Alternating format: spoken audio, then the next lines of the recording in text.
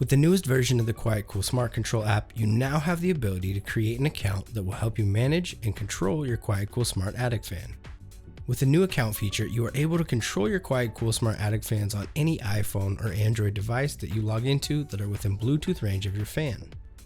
You are also able to share your fan with another user via email that will allow additional accounts to control your attic fan when they are within Bluetooth range.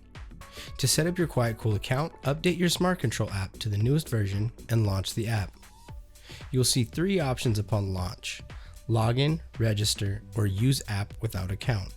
If you do not want to create an account, you can still operate your fan by selecting use app without account.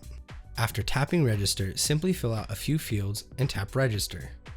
You will receive an email with a verification code. Once you type this code into the app, you will be logged in and can now control your fan. If you're updating from a previous version of the app, your fan will still be paired.